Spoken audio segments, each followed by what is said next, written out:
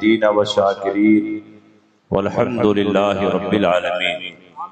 کچھ کہنے اور سننے سے پیش کر آئیے ہم اور آپ مل جل کر انتہائی خلوص و محبت اور احترام و عقیدت کے ساتھ گنبد خضرا میں آرام فرمانے والے آقا و مولا مدنی تاجدار دونوں عالم کے مالک و مختار سید ابرار و اخیار حضور نبی اکرم نور مجسم صلی اللہ تعالی علیہ وسلم کی بارگاہ میں جھوم جھوم کر درود شریف کا نذرانہ پیش کریں اور پڑھیں اللہم صلی علی سیدنا و شفیعنا و حبیبنا و مولانا محمد و بارک وسلم صلاة و سلاما علیک یا رسول اللہ صلی اللہ تعالی علیہ وسلم۔ آئینے جوان مرداں حق گوئی و بے باکی، اللہ کے شیروں کو آتی نہیں ربائی۔ حضرات، آج ہم اور آپ ملت کے اس مجاہد کی بارگاہ میں خراج عقیدت پیش کرنے کے لیے حاضر ہیں جس نے پوری زندگی ہمارے دین و ایمان کی حفاظت فرمائی۔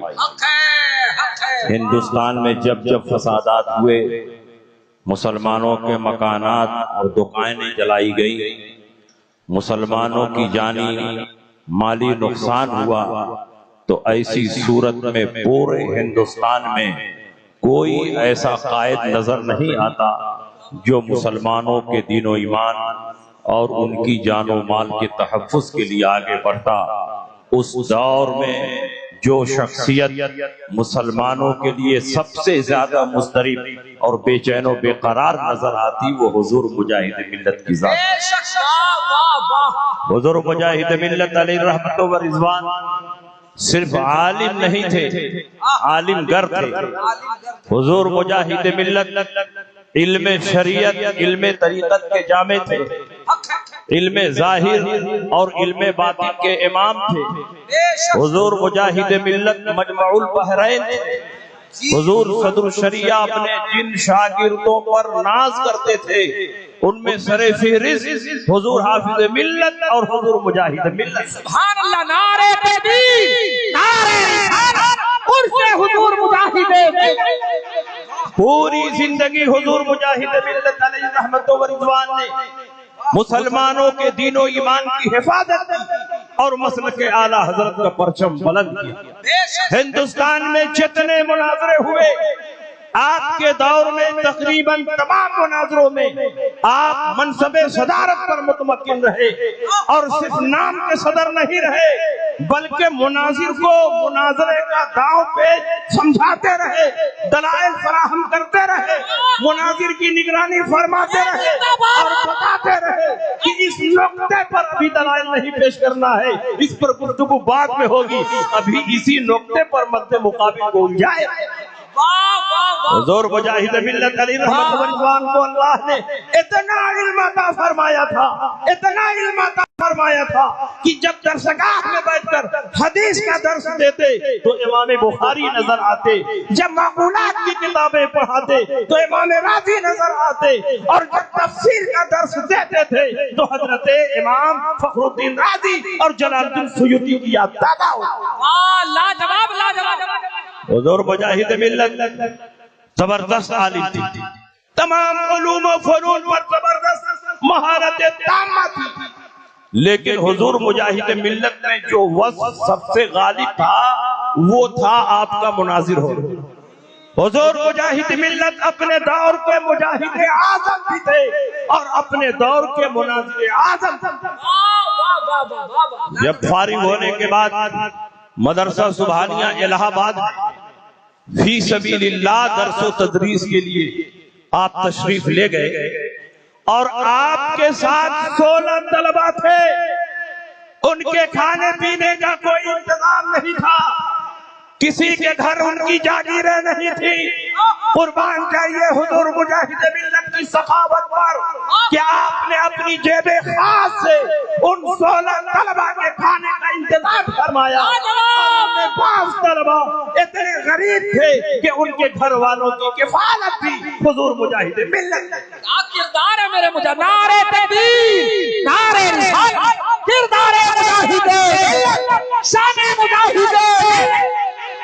بتاؤ اس دور میں پورے ہندوستان میں نگاہ ڈولا کون ایسا مدرس ہے جو فی سبیل اللہ پڑھانے کے لیے تیار ہے؟ کون ایسا عالم ہے جو مدرسوں میں بچوں کے کھانے پینے کا انتظام اپنی جیب خاص سے کرتا ہو؟ اس وقت میں جو شخصیت سب سے منفرد اور بے مثال نظر آتی ہے وہ آپ کے اڑیسہ کی خاک سے تعلق رکھتی ہے اور ان کا نام حضور مجاہد ملت ہے۔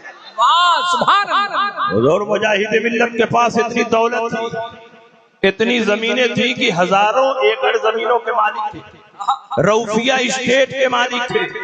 حضور مجاہد ملت چاہتے تو بڑے بڑے بنگلوں میں عیش کرتے، بڑی بڑی گاڑیوں پر چلتے، حضور مجاہد ملت کے پیچھے نوکروں کی فوج ہوتی، لیکن حضور مجاہد ملت نے بادشاہت کو ٹھوکر مار کر فقیری اختیار فرما لی۔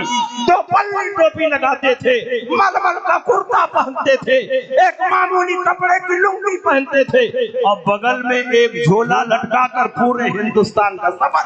آج معمولی مولوی بھی کہیں جاتا ہے تو 4-5 اپنے آگے پیچھے چمچوں کو لے لیتا ہے، نعرہ لگانے والے، نعرے تکبیر، اللہ اکبر، فلانے صاحب فلانے صاحب۔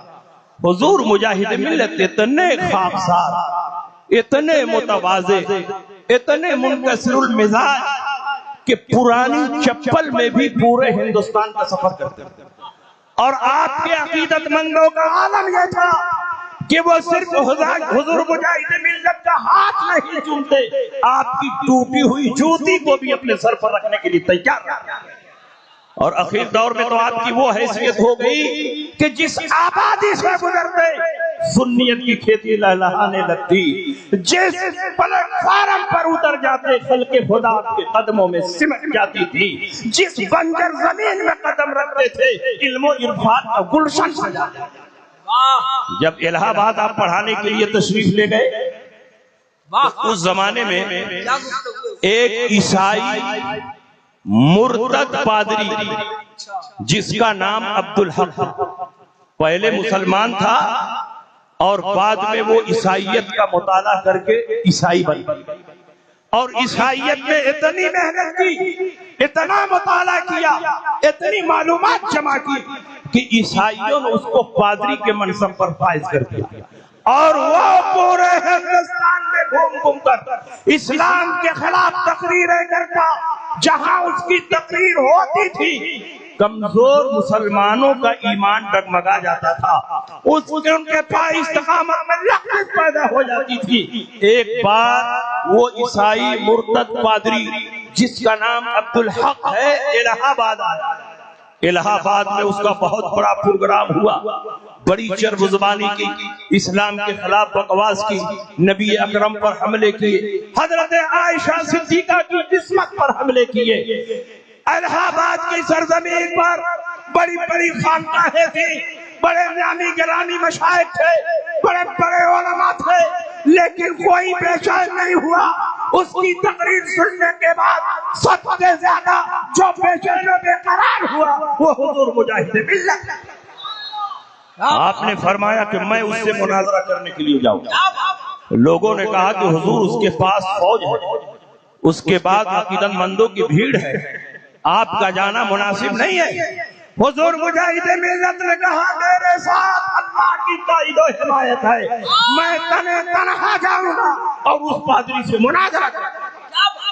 بتاؤ اگر دیوبندیوں کا جلسہ ہو رہا ہو اور کوئی دیوبندی مولوی اسلام کے خلاف اعلیٰ حضرت کے خلاف بکواس کر رہا ہو تو کسی سنی عالم کو ہمت ہوگی کہ وہ اسٹیج کے پاس اکیلے چلا جائے؟ ان کا مجمع، ان کا ماحول، ان کے آدمی، لیکن قربان جائیے ملت کے اس مجاہد پر جس کے دل میں صرف اللہ کا خوف تھا اور دنیا میں کسی کا خوف نہیں تھا۔ تنہا حضور مجاہد ملت اس مرتد عیسائی عبدالحق کے پاس پہنچے اور آپ نے اس کو مناظرے کا چیلنج، مناظرے سے بھاگنے کے لیے زندہ باد، زندہ باد، مناظرے سے راہ فرار اختیار کرنے کے لیے اس نے بڑے پیدلے چلے، مگر حضور مجاہد ملت میدان مناظرہ کے شہسوار آپ نے اس کے ہر داؤ پیچ کو الٹ دیا. اس نے کہا ٹھیک ہے ہم مناظرہ کرنے کے لیے تیار ہیں لیکن پہلے ہم اور آپ ایک حکم مقرر کر لیں. حضور مجاہد ملت نے کہا تم عیسائی ہو اور میں مسلمان ہو کر تمہارے عیسائی کو حکم نہیں مان سکتا اور مجھے امید ہے کہ تم بھی کسی مسلمان کو حکم نہیں مانو گے اس لیے حکم ماننے کی شرط ہٹا دو. اس نے کہا جب تک حکم مقرر نہیں ہوگا ہم آپ سے مناظرہ نہیں کریں گے. آپ نے فرمایا کہ جتنے سامعین ہیں یہ دونوں کا مناظرہ اور دونوں کی بحث سنیں گے وہ خود ہی فیصلہ کر لیں گے کون حق پر ہے کون حق پر نہیں. کسی حکم کو مقرر کرنے کی کوئی ضرورت نہیں. اس نے کہا جب تک آپ حکم مقرر نہیں کریں گے ہم آپ سے مناظرہ نہیں کریں گے. آپ نے فرمایا میں عیسائی کو حکم مان ہی نہیں سکتا. اس کے بعد جب دیکھا کہ یہ حکم کی شرط سے پیچھے ہٹنے والا نہیں وہ مناظرہ کرنے سے انکار کر گیا. حضور مجاہد ملت نے اسی جگہ بیٹھ کر برجستہ عیسائیوں کے اس باطل عقیدے پر کہ عیسیٰ علیہ السلام اللہ کے بیٹے ہیں 10 اعتراضات کیے اور لکھ کر اس کو دیا اور کہا تمہارے اندر دم ہے تو میرے ان 10 سوالوں کا جواب دے دو. وہ مر گیا لیکن حضور مجاہد ملت کے سوالوں کا جواب نہ دیا. کیا بات ہے نعرے تکبیر نعرے رسالت اور اسی دور میں اسی الہ آباد میں آریہ سماج کا ایک بہت بڑا اجتماع ہوا جس میں ہندوستان کے نامی گرامی چیدہ پنڈت بلائے گئے. بڑے بڑے مہامنڈیشور بڑے بڑے دھرم گرو بڑے بڑے شنکراچاریہ وہاں پر جمع ہوئے اور سب نے اسلام کے خلاف بکواسیں کی. نبی اکرم صلی اللہ علیہ وسلم کی عظمت پر حملہ کیا. مسلمانوں کا دل ٹکڑے ٹکڑے ہو گئے. بڑی بڑی خانقاہیں تھیں بڑے بڑے مشائخ تھے اور یہ اجتماع ہندوؤں کے اس محلے میں ہو رہا تھا جہاں ایک بھی مسلم گھر نہیں تھا. اگر کوئی مسلمان وہاں پہنچ جاتا اور چھیڑ چھاڑ کرتا تو اس کو ایسا قائد کرتے کہ کسی کو پتہ بھی نہیں. حضور مجاہد ملت بے چین و بے قرار ہو. آپ نے فرمایا ان پنڈتوں سے تنے طرح مناظرہ میں کروں گا. لوگ سمجھتے ہیں کہ حضور مجاہد ملت صرف وہابیوں سے مناظرہ کرتے تھے صرف دیوبندیوں سے مناظرہ کرتے تھے قادیانیوں سے مناظرہ کرتے تھے. حضور مجاہد ملت نے ہر باطل فرقے اور ہر باطل مذہب والوں سے مقابلہ کیا ہے. جس نے اسلام پر حملہ کیا پہاڑ کی چٹان کی طرح حضور مجاہد ملت اس کے سامنے کھڑے ہوئے. حضور مجاہد ملت نے کہا کہ میں ان پنڈتوں سے مناظرہ کروں گا. لوگوں نے کہا حضور اگر آپ ان کے پاس جائیں گے تو آپ کی جان سلامت نہیں رہے گی. آپ نے کہا میری جان بچے یا نہ بچے میں جاؤں گا. آپ تنہا جانے کے لیے تیار ہو گئے. الہ آباد کے ایک مشہور پہلوان تھے انہوں نے حضور مجاہد ملت سے کہا کہ مولانا صاحب اگر آپ وہاں جائیں گے تو ہندو آپ کو چٹنی بنا. حضور مجاہد ملت کی قیادت ایمانی اور جرأت حق دیکھو. آپ نے ارشاد فرمایا مجھے چٹنی بننا گوارا ہے لیکن اسلام پر حملہ ہو یہ حبیب الرحمن کو گوارا نہیں. حضور مجاہد ملت تنہا ان پنڈتوں کے بھیڑ میں چلے اور ان کے سب سے بڑے پنڈت آپ نے روح اور مادہ کے قدیم اور حادث ہونے پر زبردست مباحثہ فرمایا. اسلام کا نقطہ نظر پیش کیا اس پر دلائل پیش کیے اور اس کو بالکل ساکت و جامد کر دیا. حضور مجاہد ملت کے سوالوں کا جواب دینے کے لیے ان کے پاس کچھ نہیں تھا. حضور مجاہد ملت نے کہا تم کہتے ہو کہ ہمارے پاس 4 وید ہیں اور یہ الہامی کتابیں ہیں. ہم بھی مانتے ہیں کہ قرآن الہامی کتاب ہے اور قرآن کے الہامی ہونے کی سند اور دلیل یہ ہے کہ ہمارے ہاں بچہ بچہ قرآن کو اپنے سینے میں محفوظ کر لے. تمہارا دعویٰ ہے کہ 4 وید الہامی کتابیں ہیں تو بتاؤ تمہارے یہاں کوئی وید کا بھی حافظ ہے؟ اس نے کہا پوری میں فلاں مہا پروش 4 وید کے حافظ. حضور مجاہد ملت نے کہا اس کا ایڈریس بتا دو اس کا نام دو میں اس کے پاس جاتا. حضور مجاہد ملت وہاں بھی جانے کے لیے تیار ہوئے اور جب تک آپ سفر کی تیاری فرما رہے تھے اسی دوران خبر آئی کہ وہ مر گیا، جہنم رسید ہو گیا۔ میں آپ سے پوچھنا چاہتا ہوں، مناظرے بہت ہوئے، مناظرین بھی بہت ہوئے، لیکن حضور مجاہد ملت جیسا جرات مند مناظر خال خال کہیں نظر آتا ہے؟ آپ نے جب جب ضرورت پڑی ہے اسلام کی وکالت کی ہے، مسلک اعلیٰ حضرت کا پرچم بلند کیا۔ آخری بات سن لو، مجاہد ملت نے اپنا مجاہدانہ کردار سے ہندوستانی میں نہیں پیش کیا، بلکہ ہندوستان کے باہر عرب کی سرزمین پر جا کر بھی مسلک اعلیٰ حضرت کا پرچم بلند کیا۔ ہندوستان میں جہاں جہاں رہے مسلک اعلیٰ حضرت کی ترجمانی کرتے رہے، مصطفیٰ جان رحمت کی دین کی اشاعت فرماتے رہے، اور ہندوستان کی سرزمین پر اسی پاداش میں آپ کو کئی بار جیل کی سلاخوں کے پیچھے ڈال دیا، لیکن حضور مجاہد ملت علیہ رحمت و رضوان کے عزم و استقلال پر کبھی فرق نہیں پڑا۔ جیل اور ریل یہ آپ کی زندگی کا حصہ بن گئے، یا تو مجاہد ملت جیل میں ہوتے اور یا تو مجاہد ملت ریل میں ہوتے۔ اسی غازی پور کی سرزمین پر جیل میں حضور مجاہد ملت کو ڈالا گیا، 2 سال تک آپ رسیاں بٹتے رہے، رسیاں بٹتے بٹتے آپ کے ہاتھوں میں بڑے بڑے چھالے پڑ گئے، مگر مجاہد ملت نے ہر ظلم ہر ستم کو گوارا کیا، لیکن ہندوستان کی سرزمین پر مسلمانوں پر ظلم ہو یہ حضور مجاہد ملت کو گوارا نہ ہوا۔ حضور مجاہد ملت جب جیل میں پہنچے تو 2 ہی سال میں کئی درجن ہندوؤں کو اسلام کا کلمہ پڑھا کر مسلمان بنا، کئی 100 فجار کو حضور مجاہد ملت نے اسلام کی تبلیغ فرمائی اور توبہ کروا کر اپنا مرید بنا لیا۔ بتاؤ ایسا کوئی مجاہد آپ کی نظر میں ہو تو اس کی نظیر اور مثال پیش کرو۔ آخری بات سن لیجئے، حضور مجاہد ملت جب 1400 ہجری میں حج کے ارادے سے حرمین طیبین کی سرزمین پر پہنچے اور اس سے پہلے 5 حج کر چکے تھے، حضور مجاہد ملت جب حج کے لیے جاتے تو آپ نجدیوں کے پیچھے نماز نہیں پڑھتے بلکہ اپنے چاہنے والوں کو لے کر الگ جماعت قائم کرتے ہیں۔ حضور مجاہد ملت نے ہندوستان کی سرزمین پر جن غیر مقلدین کی سرکوبی کی تھی، ان ملاؤں نے عرب کی سرزمین پر دیکھا کہ یہ وہی حبیب الرحمن ہے جو ہندوستان کی سرزمین پر جگہ جگہ غیر مقلدین کے خلاف مناظرہ کرتے ہیں۔ یہاں موقع اچھا ہے، ان کو پھنسایا جا سکتا ہے۔ حضور مجاہد ملت اکیلے نماز پڑھ رہے، وہاں کی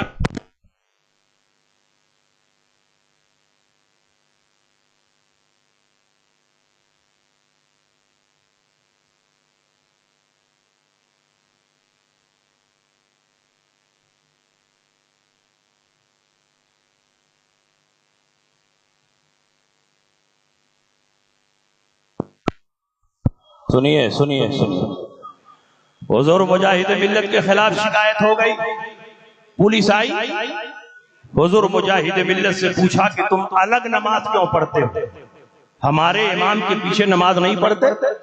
حضور مجاہد ملت نے فرمایا کہ تمہارے امام میں عقیدے کی خرابی ہے، تمہارا امام بد مذہب اور گمراہ ہے، بد مذہب اور گمراہ کے پیچھے نماز جائز نہیں ہے، اس لیے میں علیحدہ نماز پڑھتا ہوں۔ حضور مجاہد ملت کو پکڑ کر وہاں کے قاضی کے پاس لے جایا گیا اور اتفاق سے مکہ مکرمہ کا جو قاضی تھا وہی خانہ کعبہ کا امام تھا۔ حضور مجاہد ملت کو بیٹھایا گیا، اس قاضی کو اپنے عقیدے کے بارے میں پوچھنا چاہیے کہ ہمارے عقیدے میں کیا گڑبڑی، لیکن اس نے کہا کہ کیا تم نے بریلی کے مدرسے میں تعلیم حاصل کی ہے؟ تو حضور مجاہد ملت نے فرمایا نہیں، میں نے مدرسہ سبحانیہ الہ آباد اور مدرسہ معینیہ اجمیر میں تعلیم حاصل کی ہے، لیکن یہ سن لو بریلی کے مدرسے میں میں نے تعلیم تو حاصل نہیں کی ہے، لیکن اعلیٰ حضرت امام احمد رضا سے سچی عقیدت۔ تو اس نے کہا کہ تم ہمارے امام کے پیچھے نماز نہیں پڑھتے، کیا تم توسل بالانبیاء کے قائل ہو؟ حضور مجاہد ملت نے فرمایا بے شک میں توسل بالانبیاء کا قائل ہے، کیونکہ قرآن عظیم میں اللہ فرماتا ہے یا ایھا الذین آمنوا اتقوا اللہ وابتغوا الیہ الوسیلہ. جب اللہ وسیلہ ڈھونڈنے کا حکم دے رہا ہے تو ہم کیوں نہ نبیوں کو وسیلہ بنائیں.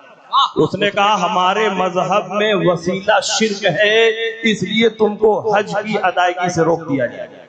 حضور مجاہد ملت نے فرمایا کہ توسل بالانبیاء تمہارے مذہب میں شرک ہے، اس لیے تم مجھ کو حج نہیں کرنے دو گے، تو شیعوں کو کیوں حج کرنے دیتے ہو؟ وہ تو توسل بالانبیاء اور توسل بالائمہ دونوں کے قائل ہیں. ائمہ اطہار سے بھی توسل کرتے ہیں، انبیاء کرام سے بھی توسل کرتے ہیں، ان کو کیوں تم حج کی اجازت دیتے ہو؟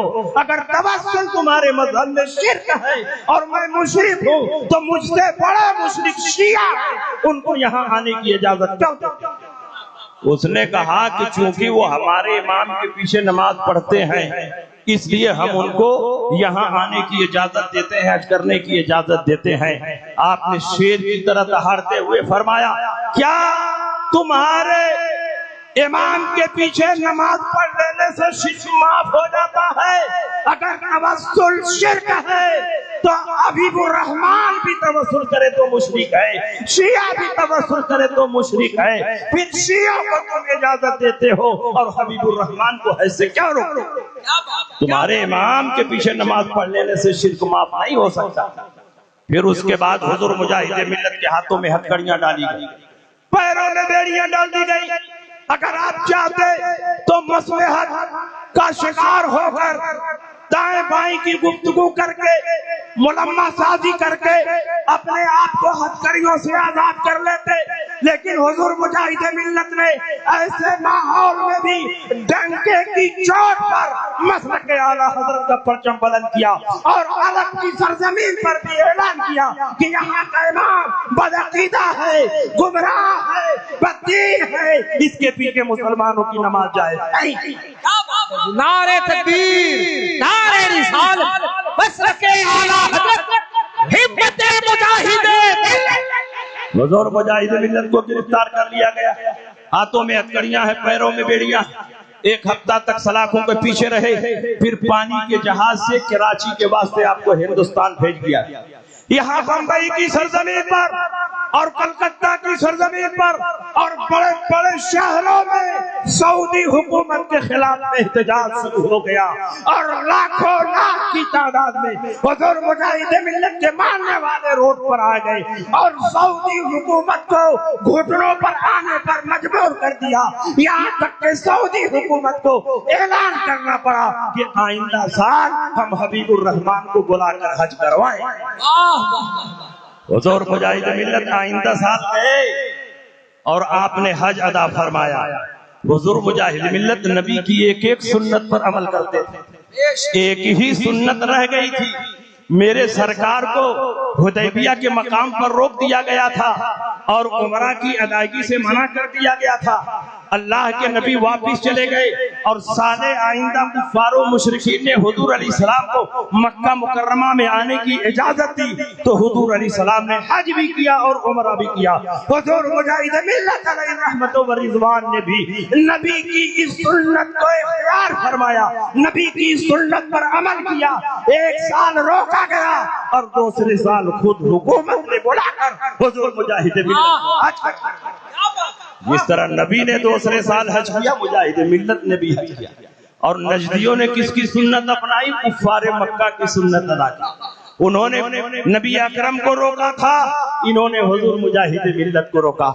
آپ لوگ مجاہد ملت کے ماننے والے ہیں، مجاہد ملت کے چاہنے والے ہیں، بتاؤ حضور مجاہد ملت مکہ کی سرزمین پر ہے، الگ نماز پڑھ رہے ہیں، مدینے کی سرزمین پر ہے، الگ نماز پڑھ رہے ہیں. تم کیسے مجاہد ملت کے دیوانے ہو کہ حج کے لیے جاتے ہو اور نزدیک اماموں کے پیچھے کھڑے ہو جاتے ہو؟ اس لیے آج کے جلسے میں یہ تو پیمان کرو کہ ہم سعودیہ حج کے لیے جائیں گے تو نہ مکہ میں اس کے امام کے پیچھے نماز پڑھیں گے، نہ مدینہ میں نزدیک امام کے پیچھے نماز پڑھیں گے، بلکہ وہی کریں گے جو حضور مجاہد ملت. لاجواب، بہت اچھا پیغام.